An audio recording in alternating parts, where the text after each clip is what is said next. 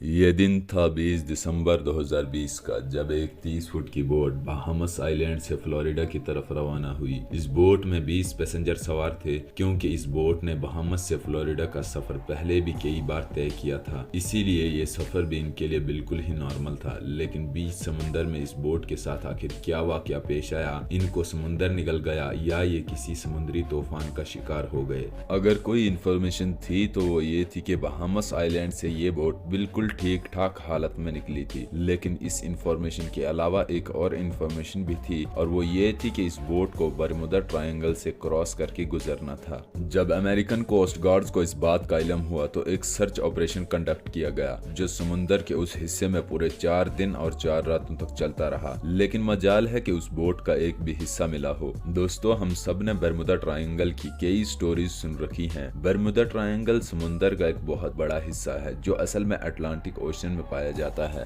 ये triangle Florida से बरमुदा island और फिर प्यूर्टो रिको से होकर वापस फ्लोरिडा पर खत्म होता है। इस बनने वाले ट्रायंगल का एरिया 8 लाख स्क्वायर किलोमीटर के बराबर है, यानी ये ट्रायंगल पाकिस्तान और तुर्की से भी बहुत बड़ा है, जिसको कभी बरमुदा ट्रायंगल और कभी डेविल्स ट्रायंगल भी कहा जाता है। ये ट्रायंगल अपने मिस्टीरियस फिनोमेना की वजह से पूरी दुनिया में बदनाम है, जहाँ से गुजरते वक्त शिप्स और एयरप्लेन्स का कांटेक्ट अपने बेस स्टेशन से अचानक टूट जाता है और वो हमेशा हमेशा के लिए गायब हो जाते हैं। अभी तक शिप्स और एयरप्लेन्स की एक बहुत बड़ी तादाद इस ट्रायंगल में गुम हो चुकी है। आज तक इस ट्रायंगल में सिर्फ चंद शिप्स और एयरप्लेन्स का मलबा रिसर्चर्स को समुंदर के बॉटम से मिला है, लेकिन वो भी उस जगह से नहीं जहाँ पे वो आखिरी बार रडार पे शो हुए थे। जबकि दूसरों का तो ना मलबा और ना ही इनके अंदर मौजूद लोगों का आज तक किसी को पता चल सका। समुंदर के इस हिस्से में ताकतवर वोटेक्स पाया जाता है, या फिर यहाँ सी मॉन्स्टर और एलियंस का बसेरा है।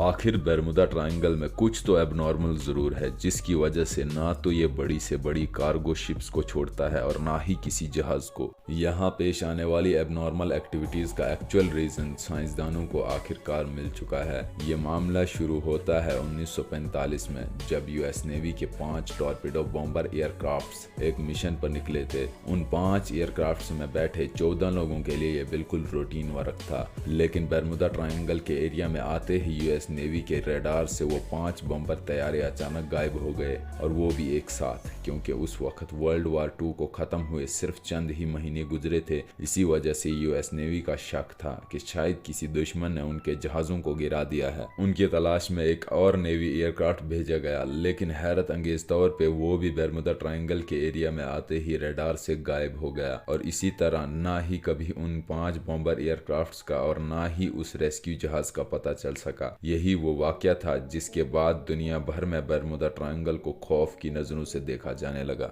लेकिन इस वाकया से तकरीबन 10 साल पहले ऐसा ही सीन एक जहाज के साथ हुआ था, लेकिन खुशकिस्मती से वो अपनी जान बचाने में कामयाब हो गए थे। 19 साल ट्विंस जॉर्ज और डेविड अमेरिकन नेवी में ऑफिसर्स थे। अचानक इनको अपने वालिद के मौत की खबर मिली और इनको प्राइवेट एयरक्राफ्ट में बैठकर अपने होम टाउन जाना पड़ा। अभी जहाज को बरमुदा ट्रायंगल के समुंदर के ऊपर पहुंचे सिर्फ 20 मिनट ही गुजरे थे कि पायलट ने इनको बता दिया कि जहाज के तमाम इंस्ट्रूमेंट्स काम करना छोड़ गए हैं। ना ही पायलट को ये फ्यूल का अंदाजा था, ना ही उसका रेडियो काम कर रहा था, और ना ही इसको ये मालूम था कि इस वक्त वो किस डायरेक्शन में जा रहा है। इन दोनों भाइयों का कहना है कि इतनी ऊंचाई से भी हमें ना कोई शिप नजर आ रही थी और ना ही जमीन का छोटा सा भी हिस्सा। दूर दूर तक सिर्फ पानी ही पानी नजर आ रहा था। इतने में पायलट के पसीने छूटना शुरू हो गए और वो बेहोश हो गया। तो दोस्तों, आज के इस पार्ट 1 के एपिसोड में बस इतना ही। मिलते हैं इस एपिसोड के पार्ट 2 में, जिसमें हम जानेंगे इस ट्रायंगल की पूरी मिस्ट्री। हमारे चैनल 1x इन्फो को सब्सक्राइब करें और नोटिफिकेशन भी ऑन कर लें, ताकि आपको पार्ट 2 की नोटिफिकेशन सबसे पहले